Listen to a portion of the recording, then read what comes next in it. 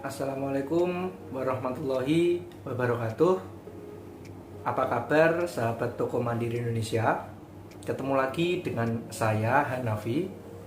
Kali ini saya mau bahas di beberapa pertanyaan yang dilayangkan atau yang dikirim via WA chat atau dikirim lewat komentar YouTube atau di DM IG.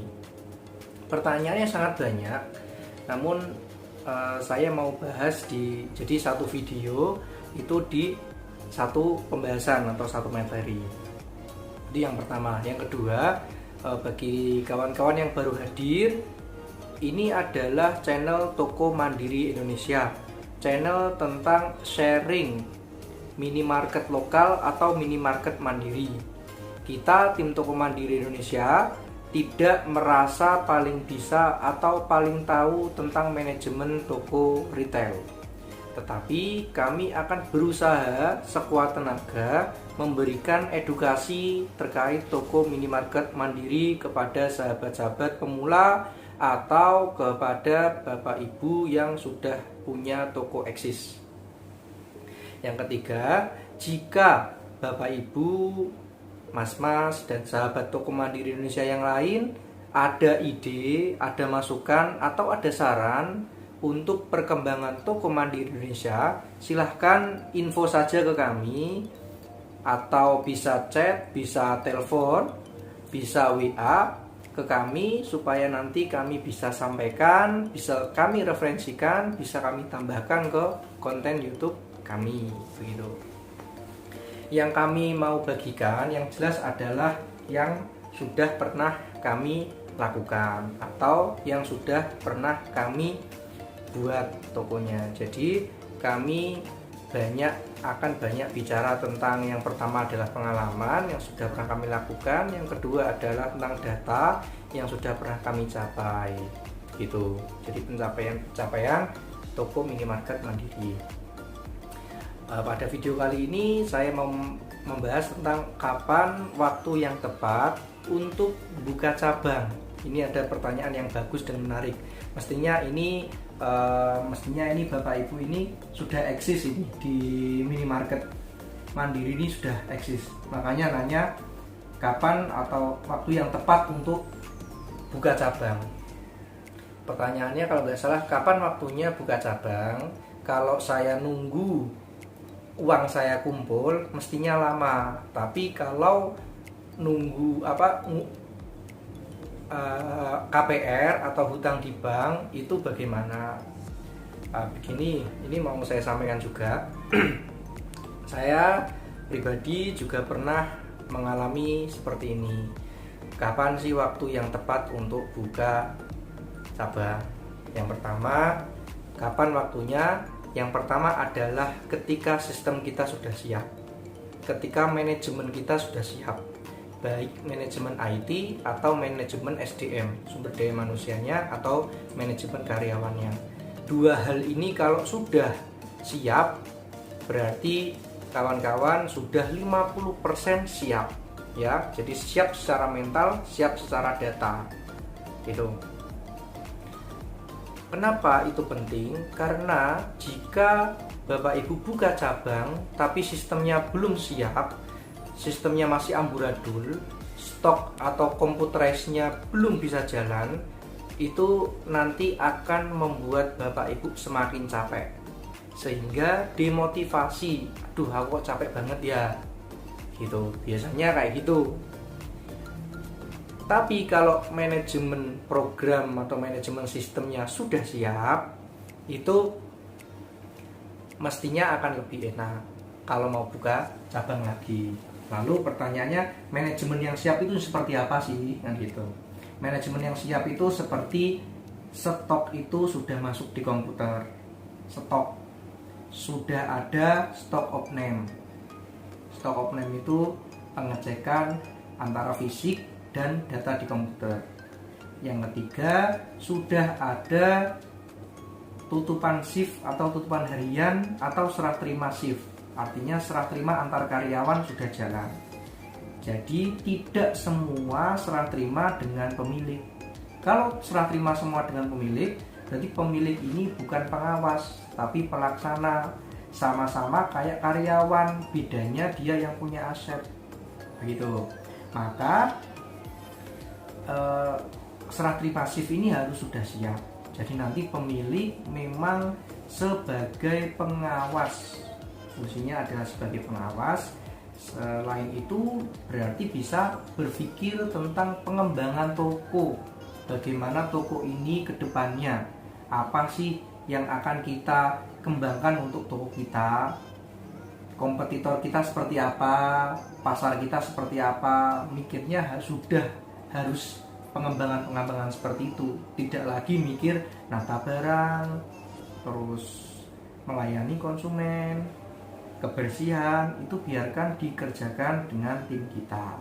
Jadi bagi tugas namanya. Ya, kalau sistemnya sudah siap, manajemennya sudah siap, lalu apa? Yang kedua adalah modal. Tentu saja modal yang biasanya ini jadi momok buat kita semua para pelaku usaha. Tetapi begini, jangan salah, banyak orang yang modalnya banyak tapi bingung mau ngapain. Ya, makanya perlu adanya tadi saya bilang sistem yang kuat. Manajemen sistem yang kuat, manajemen SDM yang kuat. Nah, nanti berarti kalau sudah, terus baru kita bicara modal. Nah, tolak ukur modal itu seperti apa?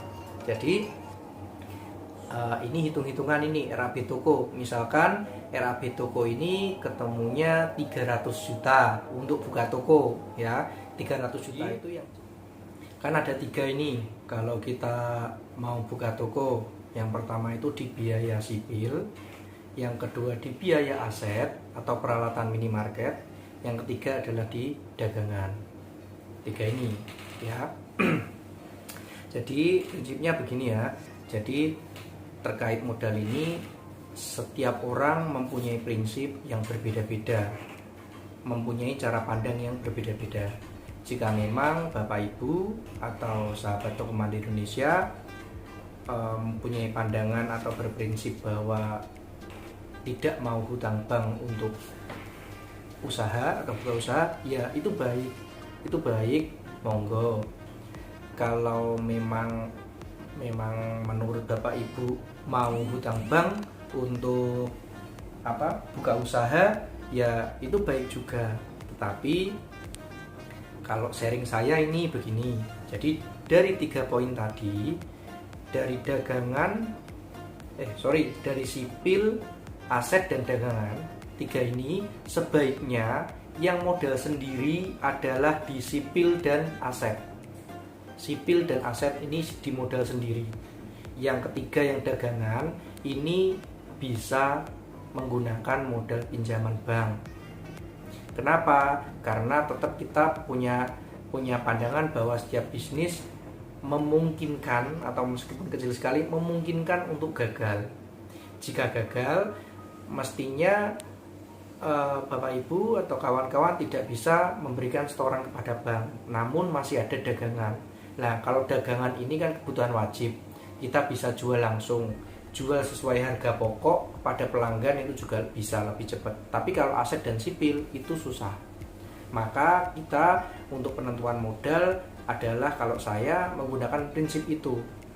Jadi aset dan sipil saya mengupayakan adalah dengan modal pribadi atau modal sendiri atau modal CV.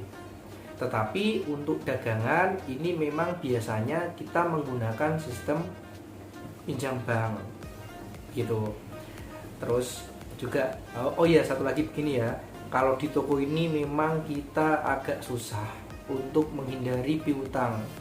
Kenapa? Karena barang di tempat kita saja ada beberapa yang bayarnya tempo. Tempo itu kalau nggak hutang apa? Kan begitu. Maka kalau misalkan memang menurut Bapak Ibu hutang itu kurang pas untuk usaha, ya monggo, itu bagus, itu istimewa, dipertahankan. Tapi kalau misalkan memang mau hutang bank, pertimbangannya adalah 2 tadi. Yang pertama, modal aset dan sipil itu modal pribadi, hutang banknya adalah untuk dagangan. Perbandingannya berapa? Biasanya perbandingannya adalah 60 banding 40. 30 ini untuk aset, 30 untuk sipil, terus 40-nya untuk dagangan. 30 ini untuk sipil, artinya kita tinggal bangun ya, tidak beli tanah ya. Tanah sudah ada ya. Kalau tanah sudah belum ada ya beda lagi ya. Atau kalau tempat itu sewa, berarti ya sama, karena biaya sewa itu sama biaya renovasi biasanya yang sering kita lakukan biasanya hampir sama. Pokoknya prinsipnya itu ya. Kalau mau buka cabang, yang jelas sistemnya harus siap dulu ya, sistemnya harus siap dulu, SDM-nya, sumber daya manusianya juga harus siap dulu ya. Bagaimana SDM ini bisa menjalankan sistem yang sudah kita buat. Kalau ini sudah siap, modalnya harus siap dulu.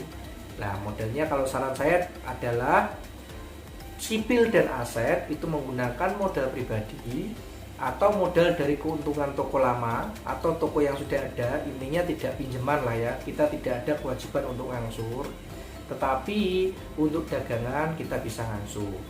Nah, dengan pertimbangan tadi ya, pertimbangannya tadi begitu terkait masalah kapan waktu yang tepat untuk buka cabang.